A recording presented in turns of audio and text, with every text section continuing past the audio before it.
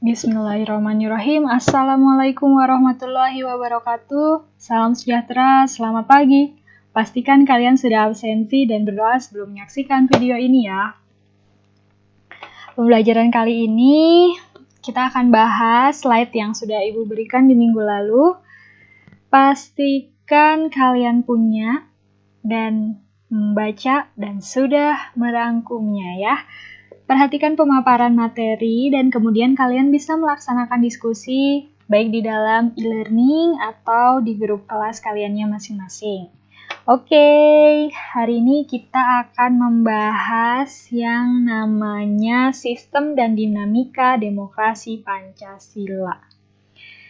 Kita bahas dulu apa sih yang namanya demokrasi.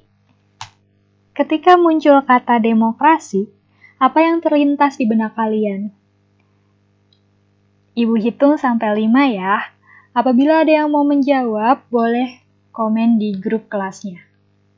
1, 2, 3, 4, 5. Oke, kita jabarkan kata ini. Kata ini pertama kali berasal dari bahasa Yunani. Tepatnya pada abad ke-5 sebelum Masehi. Kenapa di Yunani? Karena wilayah tersebut dianggap sebagai contoh awal dari sebuah sistem yang disebut sebagai demokrasi modern. Di situ berjalannya proses demokrasi sudah mulai sangat baik, sehingga demokrasi ini diperkenalkan ke seluruh antero dunia. Oke. Demokrasi ini dibagi menjadi 2 kata, yaitu demos yang artinya rakyat dan kratos atau kratein itu pemerintah. Apabila digabungkan, yaitu pemerintahan rakyat. Kalau dalam bahasa Inggris, demokrasi. Pemerintahan rakyat berarti sistem pemerintahannya ini didasarkan atas kehendak dari rakyat. Demokrasi adalah suatu pola pemerintahan di mana kekuasaan untuk memerintah berdasarkan dari mereka yang diperintah. Demokrasi ini juga dianggap sebagai indikator perkembangan politik di suatu negara.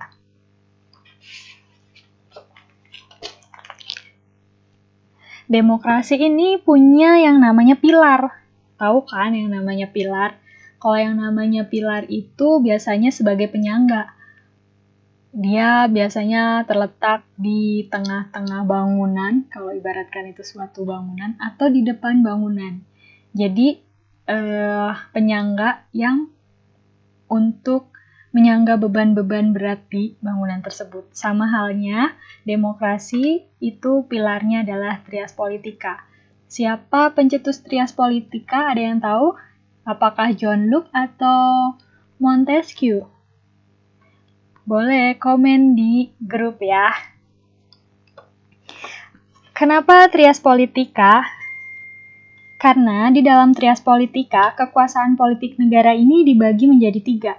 Ada yang namanya legislatif, eksekutif, dan yudikatif. Ketiga lembaga ini memiliki peran yang sejajar dan independen. Kaitannya sebagai pengawas dan mengontrol jalannya prinsip check and balance dalam suatu politik negara.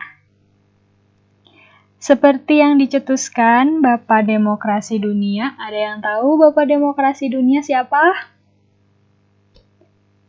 Dia menyebutkan bahwa demokrasi by the people, of the people, for the people. Oh, terbalik.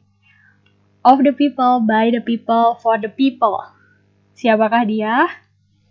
Mantan Presiden Amerika Serikat, yaitu Abraham Lincoln. Kalau Bapak Demokrasi di Indonesia siapa? Almarhum Bapak Baharudin Yusuf Habibie, yang pada tanggal 11 September 2019 kemarin telah meninggalkan kita semua. Dan mengapa beliau disebut sebagai Bapak Demokrasi Indonesia? Karena beliau memantik demokrasi Indonesia dengan membuka kebebasan pers. Oke. Pemerintahan dari rakyat, oleh rakyat, dan untuk rakyat. Ciri-ciri demokrasi ini ada yang namanya pemerintahan berdasarkan konstitusi undang-undang dasar. Pasti ya, segala bentuk aturan perundang-undangan itu berdasarkan pada pembukaan undang-undang dasar dan isi dari undang-undang dasar. Lalu yang kedua, negara memiliki kedaulatan rakyat, di mana rakyat adalah sumber utama untuk memperoleh pengakuan, untuk memperoleh dan menyusun bagaimana sih sistem pemerintahan yang diinginkan oleh rakyat. Karena itu nanti untuk rakyatnya juga. Yang ketiga adalah pemilihan umum yang demokratis. Jadi pemilu dijalankan secara demokratis. Yang keempat, sistem peradilan yang independen. Tidak memihak ke salah satu pihak. Jadi benar-benar lembaga peradilan ini pure untuk menegakkan keadilan. Peran media yang bebas. Kalau di Indonesia sendiri, peran medianya gimana nih? Sudah ada kebebasan atau belum? Sudah ya, sudah marak pemberitaan-pemberitaan dan kita pun mudah untuk mengakses berita-berita tersebut. Termasuk yang lagi ya, ini COVID-19. Kalian pun jangan lupa untuk selalu menjaga kesehatan, mematuhi protokol kesehatannya. Kalau kita nggak jaga diri, maka kita tidak akan bisa menjaga lingkungan kita. Pilih mana? Pilih lingkungan jadi tercemar karena diri kita, atau mending diri kita menjadi orang yang disiplin dan tidak mencemari lingkungan. Lalu yang keenam ada jaminan hak asasi manusia. Di bab kemarin kan kita udah bahas tentang hak asasi manusia kan.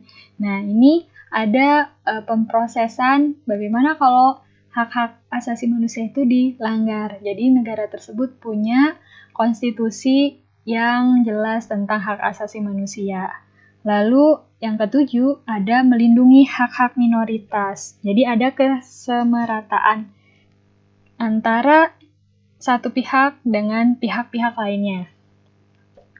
Terus kalian bisa lihat klasifikasi demokrasi pada buku paket kalian yang ada di halaman 42. Nanti coba kalian baca ya.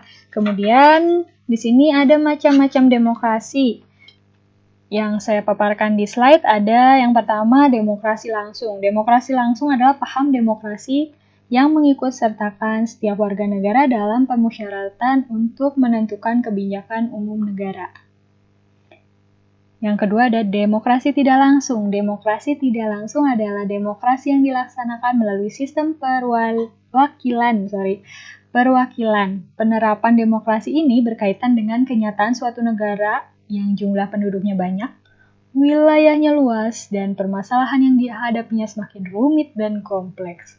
Kira-kira negara kita menganut demokrasi yang mana? Apakah demokrasi langsung atau tidak langsung? Boleh kembali jawab di grup WhatsApp ya. Lalu prinsip demokrasi menurut Miriam Budiarjo. Di mana demokrasi ini mampu menyelesaikan perselisihan secara damai, secara melembaga, menjamin terselenggaranya perubahan secara damai dalam suatu masyarakat yang sedang berubah, menyelenggarakan pergantian pemimpinan secara teratur, membatasi pemakaian kekerasan sampai minimum, mengikut sertakan dan menganggap wajar adanya keanekaragaman. Indonesia kan punya 1128 suku bangsa, sehingga keanekaragamannya itu tidak mungkin dapat dibendung ya. Dari keanekaragaman tersebut, kita bisa saling melengkapi dan menjadi suatu komponen yang penuh untuk menjadikan negara kita negara yang berdaya. Dan kita menjamin adanya tegaknya keadilan. Terus selanjutnya ada prinsip demokrasi Pancasila. Bedanya apa sih prinsip demokrasi aja sama prinsip demokrasi Pancasila? Kalau di Pancasila ada khususnya. Dia ada perlindungan terhadap hak asasi manusia, pengambilan keputusan atas dasar musyawarah, karena ada di sila kedua ya itu. Lalu ada peradilan yang merdeka. Berarti badan peradilan, kehakiman, badan yang merdeka. Artinya lepas dari pengaruh kekuasaan pemerintahan dan kekuasaan lain. Independen lah dia ya. Lalu adanya partai politik dan organisasi sosial politik karena berfungsi untuk menyalurkan aspirasi rakyat. Kemudian fungsi demokrasi Pancasila menjamin adanya keikutsertaan rakyat dalam kehidupan bernegara.